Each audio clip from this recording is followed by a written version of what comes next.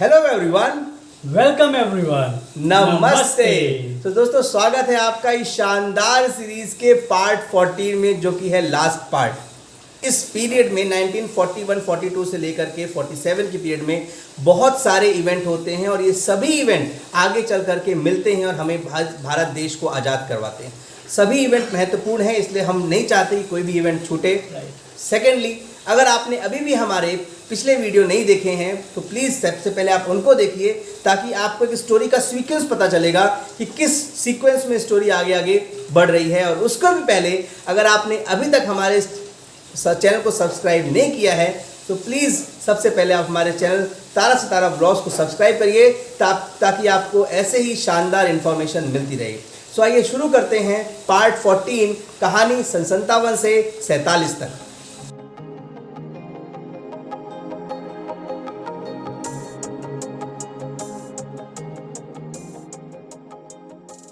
प्रकाश, अब मैं आपसे आगे ये पूछना चाहूँगा कि पिछली स्टोरी में हमने देखा कि कांग्रेस का क्या रुख था, सुभाष चंद्र बोस जी के बारे में हमने जाना। सुभाष चंद्र बोस जी के बारे में एक ऐसा वाक्य है जिसके बारे में अगर हम बात ना करें तो पूरी कहानी अधूरी रह जाएगी। वो है उनका जेल से भागने का और आईएनए का फॉर्मेशन। इसके बारे में आप बताओ कि ये कैसे हुआ। सो ये सुभाष चंद्र की एक नई पारी की शुरुआत होती है। वो हाउस अरेस्ट में रहते हैं और 26 जनवरी 1941 को, जिस दिन स्वतंत्रता दिवस हम लोग सोचा था कि मनाएंगे, हाँ, उस दिन वो हाउस अरेस्ट से भागते हैं। और कैसे भागते हैं? एक अफगान का लुक बना के, वेशभूषा धारण करके वो यहाँ से भागते हैं।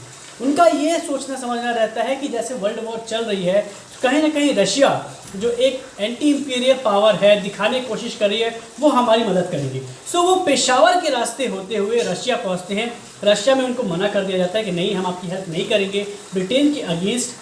सो फिर वो सोचते अब क्या किया जाए, तो फिर वो पहुँचते जर्मनी में जो अलायंस रहता है, वहाँ पे वो ब्रिटिशर्स के अगेंस्ट रहता है और वहाँ पे कहीं ना कहीं रूल कर रहा होता है हिटलर।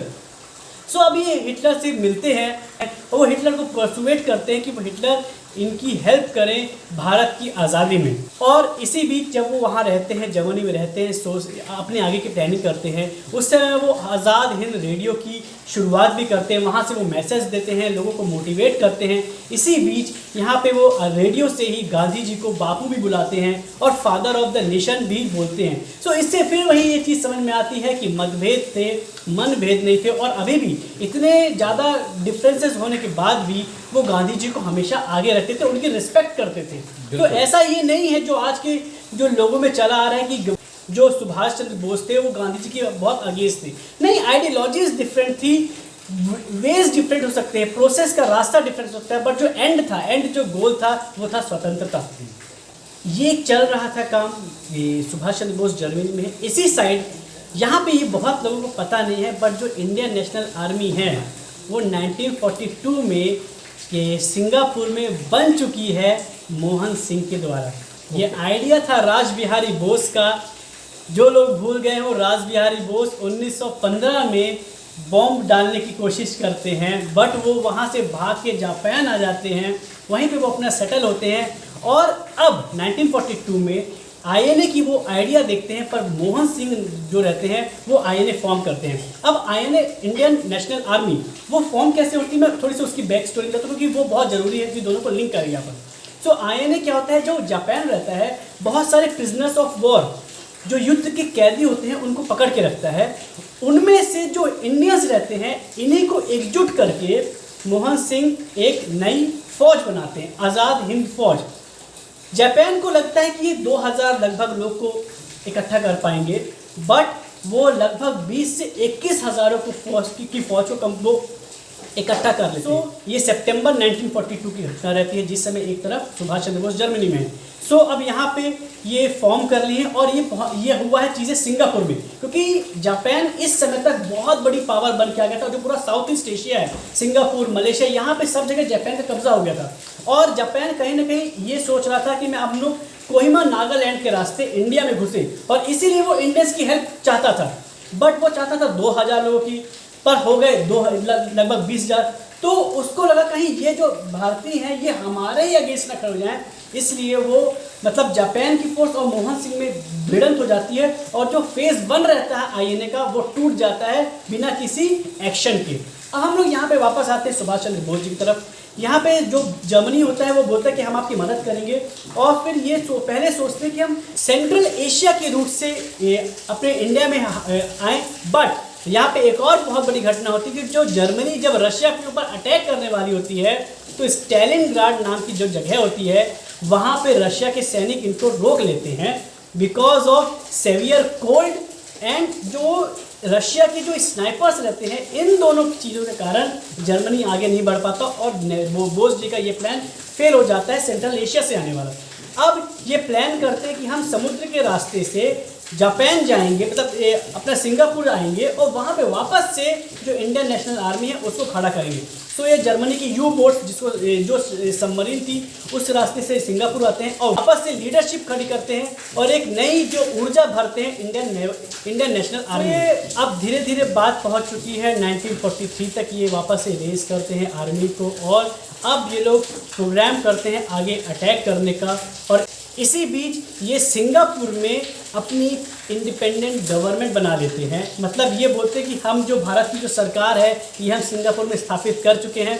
और जो बहुत सारी कंट्रियां जो ब्रिटेन के अगेंस्ट थी, जैसे जर्मनी हो गई, इटली हो गई, ये सब उस गवर्नमेंट को मान्यता भी दे देती है। ओके। सो अब यहाँ पे फोर्स लीड कर रहे हैं, अंडमान और निकोबार में इनकी फौज पहुँचती है और ये लोग उस जो अंडमान निकोबार आइलैंड रहते हैं उसको आज़ाद भी करवा देते हैं ब्रिटिशर्स के हरे चंगुल से, और वहाँ पे शहीद द्वीप और स्वराज द्वीप, दो आइलैंड का नाम क्या बोलते हैं नामकरण कर देते हैं। और अब ये लोग यहाँ से एक जो मूवमेंट चलता है वहाँ पे मतलब तिरंगा फहरा देते हैं। अब यहाँ से लोग जो एक वो देते हैं, स्लोगन देते हैं, चलो दिल्ली का। तो अब यहाँ से चलो दिल्ली का स्लोगन आ गया है। अब हम लोग को दिल्ली की तरफ मूव करना है, दिल्ली की तरफ कूच करना है और हम लोग अपनी सरकार बनानी है। 1944 तक समय चलता है और ये लोग बर्मा तक आते आते ये लोग यहाँ पे आ जाते हैं। और इसी बीच यहाँ पे जापानीज़ जो फोर्स रहती है अब वो कमज़ोर पड़ने रहती है और यहाँ से इन लोग का हाथ छीन लेती है जो सपोर्ट मिल रहा था। फिर यहाँ पर ब्रिटेन इनको जो वहाँ के जो बहुत बड़े जो ऑफिसर थे शहनवाज, उनको कैप्चर कर लेती है और नेताजी सुभाष चंद्र बोस वहाँ से निकल जाते हैं। एक बहुत बड़ी जो खासियत रहती है वो ये रहती है कि इनके जो INA थी बहुत सारी वुमेन इनको पार्टिसिपेट करती हैं। और फिर जब निकलने के बाद ये दूसरा डिबेट है कि इनकी डेथ कैसे हुई, इनका आगे की जर्नी कैसे हुई। बट यहाँ पे जो दूसरी जो घटना हुई थी कि इन लोग को जब कैप्चर कर लिया था प्रिजनर्स ऑफ वॉर, अब ये सब बन गए थे क्या बोलते हैं ब्रिटिश के, ये इंडियन नेशनल आर्मी थे। अब इनके ऊपर ट्रायल चलेगा कि ये ब्रिटानिया की जो फौज थी उसको छोड़कर एक नई आर्मी बनाए थे। अब वो फौज की जो ट्रायल्स है वो कैसे बढ़ेगा वो हम लोग आगे वीडियो में देखेंगे। ठीक है। तो सुभाष चंद्र बोस जी ने एक बहुत फेमस नारा दिया, चलो दिल्ली, और एक और उन्होंने नारा दिया था, तुम मुझे खून दो मैं तुम्हें आज़ादी दूंगा। राइट। और ये नारे की वजह से आप देखिए कितने सारे लोग उनके साथ तैयार हो गए कि हम चलिए भारत को आज़ाद करते हैं। ब्रिलियंट, बहुत ही शानदार कार्यकाल मैं कह सकता हूँ। और इस छोटे से पीरियड में उन्होंने एक इतिहास रच दिया दोस्तों। ठीक है, तो अब ये तो सुभाष चंद्र बोस की बात हो गई।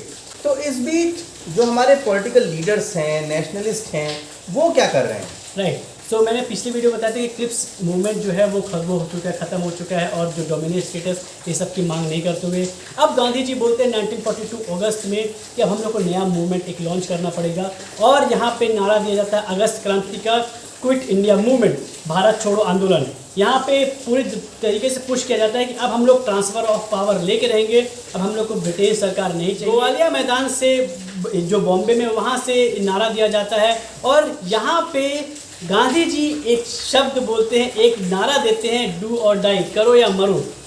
गांधी जी ये बोल देते हैं, इसको लोग अपने अपने तरीके से इंटरप्रेट करते हैं कि गांधी जी ने बोल दिया डू और डाई, और चारों तरफ एकदम से रैम्पेज तरीके से हो जाता है, पब्लिक प्रॉपर्टीज बर्न होने लग जाती है, लोग अपने अपने तरीके से लग जाते हैं भारत को आज़ाद करवाने में।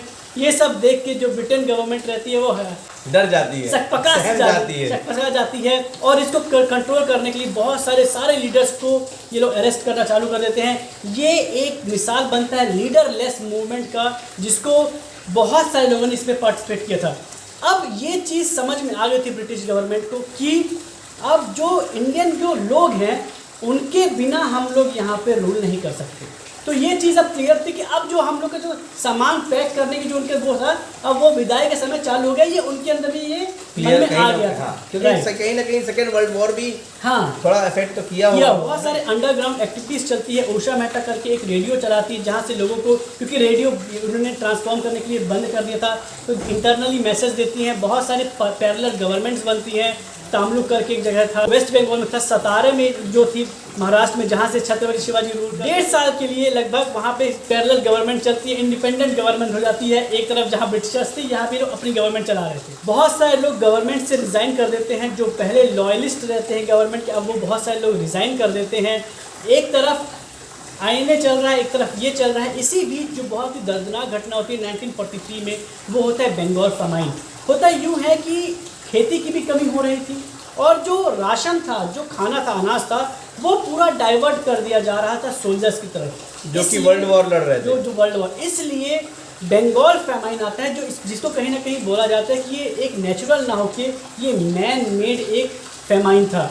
यही भीषण सूखा जिसको कहते हैं। उस आप इमेजेस देखेंगे गूगल में, आप करेंगे, आपको पता चलेगा कि मैसिव सूखा उस साल पड़ा था। और यहाँ पे जो विंस्टन चर्चिल जो वहाँ का पीएम रहता है, उसका बहुत ही, इसको बोलते हैं क्रूअल स्टेटमेंट आता है कि कहाँ सब लोग मर रहे हैं, गांधी तो अभी भी जिंदा है।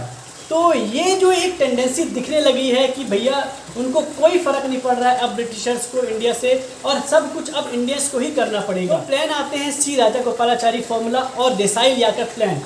जब ये लोग समझ जाते हैं कि ब्रिटिशर्स कुछ कर रहे हैं, तो हम लोग को आपस में ही कहीं ना कहीं एक समन्वय करके, क्योंकि मुस्लिम लीग अब एकदम कम्युनल हो चुकी है, इस बीच दंगे हो रहे हैं। और ये जो क्विट इंडिया मूवमेंट था, यहाँ पे मुस्लिम्स पार्टिसिपेट नहीं किए थे, बिकॉज मुस्लिम लीग ने साफ मना किया था कि ये आपके लिए कुछ नहीं करेंगे, ये अपने लिए काम कर रहे हैं। सो मुस्लिम लीग अलग कर रही है, तो यहाँ पे लोग डिसाइड करते हैं हम अपना ही एक प्लान बनाते हैं और हम लोग ये सबको एक साथ लाने की कोशिश करते हैं। बट ये सब सारी चीज़ें फेल हो जाती हैं बिकॉज ऑफ डिवाइसिव पॉलिसीज। और जितना जो डिवाइड एंड रूल इतना भर दिया था ब्रिटिशर्स ने, अब ये साथ में बैठने को तैयार नहीं थे। तो इस बीच वर्ल्ड वॉर 2 फिनिश हो चुका है, ये 1945 के आसपास का समय है। अब आगे क्या फर्दर प्रोग्रेस हो रही है? सो यहाँ पे सब माहौल को देखते हुए जो ब्रिटेन गवर्नमेंट थी वो वेवर प्लान भेजती है और सोचती है कि हम ये लोग टाइम बाइंग कर रहे हैं कि किसी से हम समय बचा सके और हम लोग चीज़ें सुरक्षित कर सके।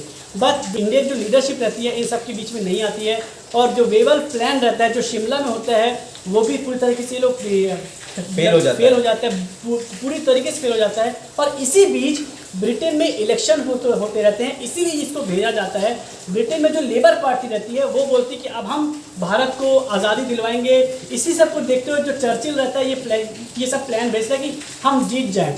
बट ऐसा नहीं होता है, वहाँ पे लेबर पार्टी जीत जाती है। बट वही होता है जैसे विपक्ष में जब रहते तो आप कुछ और बोलते हैं, पार्टी में आने के बाद कुछ और हो जाता है।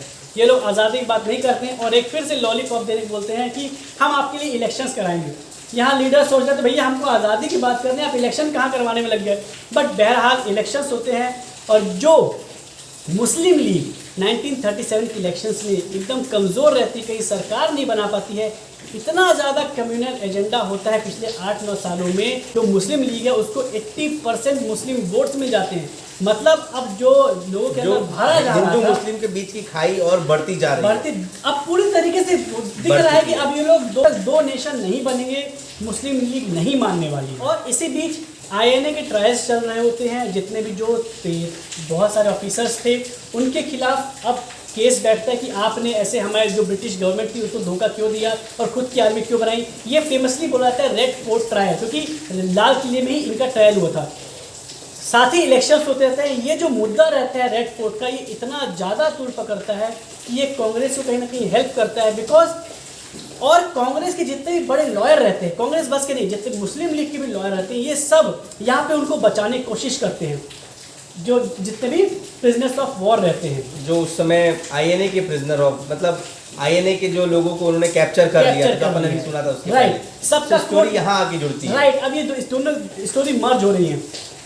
जब ये सब हो रहा था आईएनए का, अब जब ट्रायल चल रहा था, तो ये देखते हुए जितने भी फोर्सेस रहती हैं, whether it is army, navy और एयरफोर्स, वो सब अब धीरे धीरे विद्रोह करना चालू कर दिए हैं।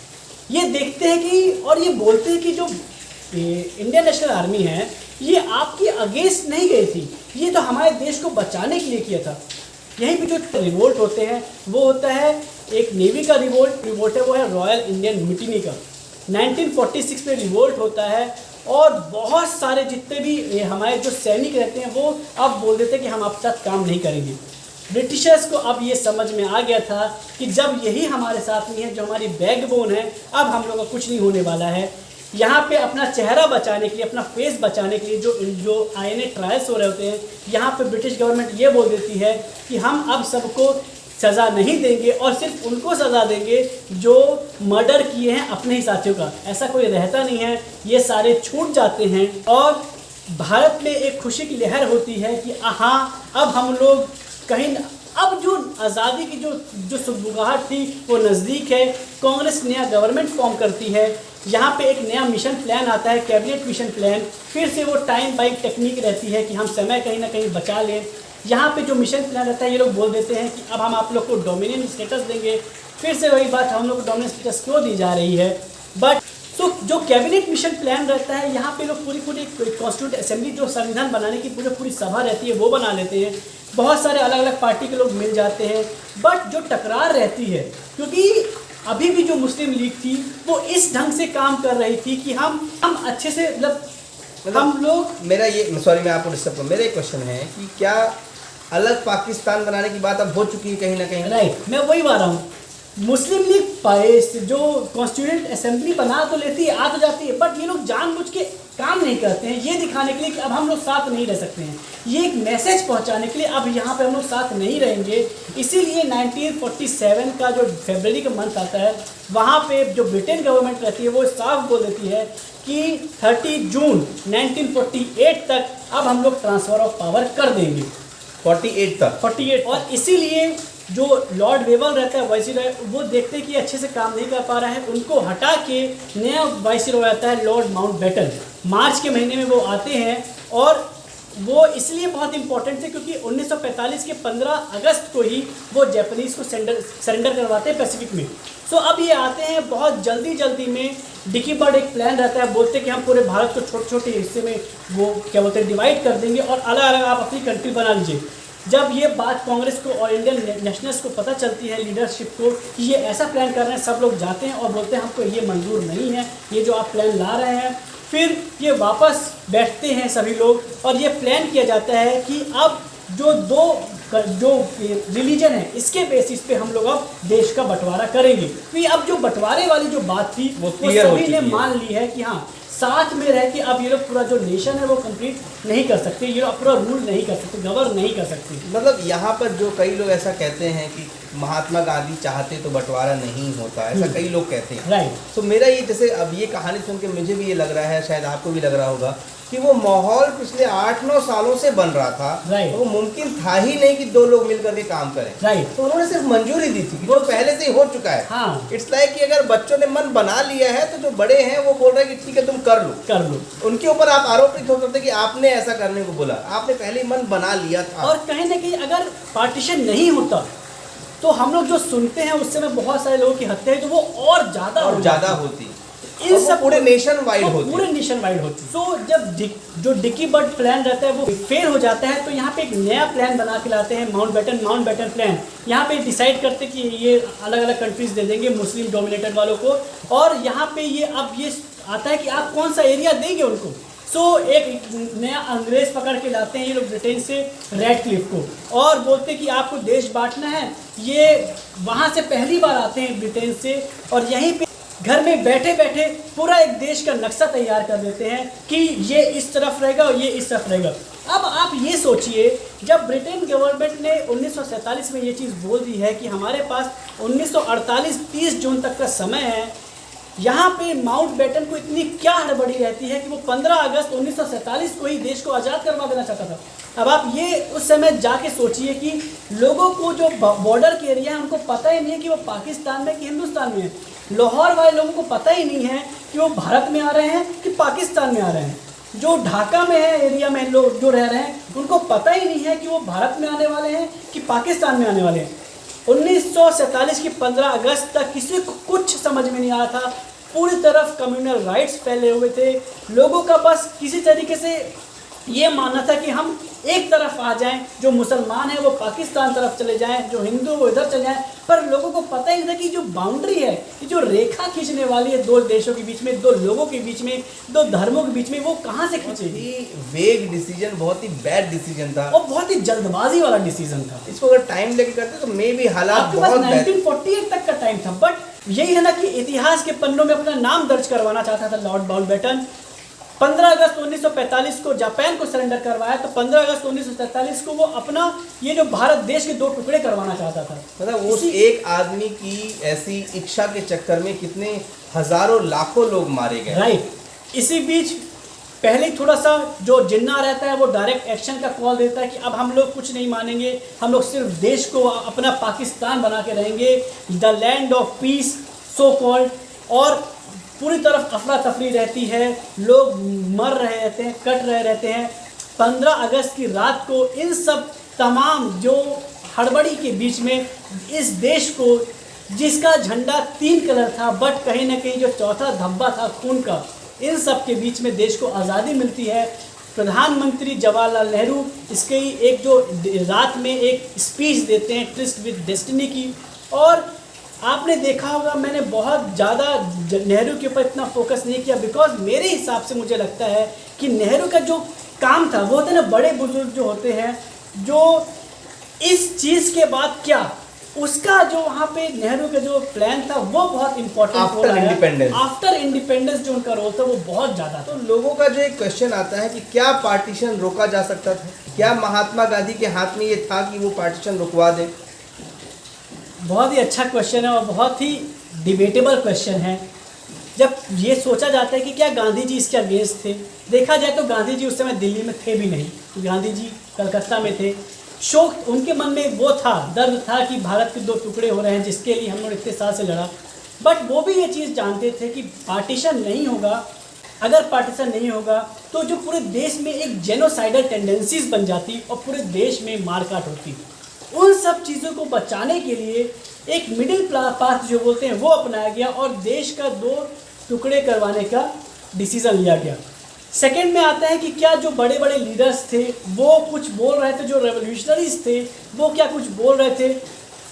किसी के हाथ में कुछ नहीं था और सबको एक ही चीज़ लग रही थी कि शायद तक ये एक टेम्परेरी मूव है और आगे चल के 10 साल बाद पाकिस्तान वापस से आ जाएगा जब वो अपनी गलती समझेगा, जो कि आज तक वो नहीं समझा, जो आज तक नहीं समझा। और हम चाहते भी नहीं कि अब वो समझे, क्योंकि वो पाकिस्तान लैंड ऑफ पीस न रह करके लैंड ऑफ वायलेंस हो चुका है पूरी तरीके से। सो फाइनली सारी चीज़ें होने के बाद इतने सारे अप्स एंड डाउन्स आए और इतने सारे रिवॉल्यूशंस हुए, इतने सारे आंदोलन हुए, इतने क्रांतिकारियों ने अपना खून बहाया, इतने लीडर्स ने अपनी लाइफ लगा दी, कई लोगों ने सपना देखा और उनके मरने के बाद ये सपना पूरा हुआ। अजीत सिंह जो कि भगत सिंह के चाचा जी हैं, आज़ाद होने के एक दिन पहले भारत उनकी मृत्यु हो जाती है। तो काफ़ी सारे इंसिडेंट्स होने के बाद फाइनली सबकी मेहनत के बाद ये भारत देश आज़ाद हुआ। 15 अगस्त 1947 वो दिन था जिस दिन वो आज़ाद हुआ। ऑल्दो ये बहुत बड़ी बात है दोस्तों, मैं आपको बताऊं कि इतने सारे इंसिडेंट्स को, कई सारे इंसिडेंट्स छूट भी गए होंगे, मैं एग्री करता हूं, कई सारे हीरोज़ के नाम हम नहीं ले पाए होंगे। अगर आपको ऐसा लगता है कि कोई ऐसा इंसिडेंट छूटा है या कोई हीरो का हम नाम नहीं ले पाए हैं, प्लीज़ कमेंट करके आप हमें ज़रूर बताएं। वी वुड लव कि अगर हम आगे कभी ऐसी कोई सीरीज़ बनाते हैं रिगार्डिंग इंडिपेंडेंस या रिगार्डिंग आवर हिस्ट्री, हम उनका नाम ज़रूर लेंगे। Then Prakash had really tried hard, क्योंकि इतनी वास्ट हिस्ट्री है, जिसे कहते हैं ना कि गागर में सागर भरने का काम कर रहे हैं और बहुत, मेरे हिसाब से बहुत ही बखूबी से इन्होंने किया। Thank you so much Prakash for sharing your knowledge. He literally did so much hard work and उम्मीद है कि आपको भी हमारी ये मेहनत पसंद आ रही होगी। और अगर सच में पसंद आ रही है तो दोस्तों सबसे पहले हमारे चैनल को सब्सक्राइब करिए ताकि बहुत सारे लोगों को ये इन्फॉर्मेशन मिल सके। और आज़ादी का पर्व, अब दोस्तों आज़ादी मिल गई, आज़ादी मिलने के बाद क्या हुआ, कैसा हुआ, वो बात की बात है, लेकिन इस आज़ाद भारत देश के लिए हमें हमेशा याद रखना है कि ये आसानी से नहीं मिली, ये आज़ादी आसानी से नहीं मिली है, इस बात को हमें कभी नहीं भूलना है। आज हम जो खुली हवा में सांस ले पा रहे हैं, हमारा जो मन करता है हम कर पा रहे हैं, जो कपड़े पहनना है, जहाँ घूमना है, जो खाना खाना है, नमक जैसी बेसिक चीज़ के लिए अगर किसी को इतना बड़ा आंदोलन करना पड़ा तो सोचिए कितने क्रूर, कितने निर्दयी थे बरतानिया सरकार के लोग। Finally wish you all the best, many many happy independence day हम दोनों की तरफ से, हमारी टीम तारस तारा ब्लॉग्स की तरफ से। हमारे इस चैनल को लाइक करिए, इस वीडियो को शेयर करिए, कमेंट करिए और ज़्यादा से ज़्यादा लोगों का प्यार हम तक भी पहुंचाते रहिए। जय हिंद, जय Bharat. With this thank you so much, नमस्ते।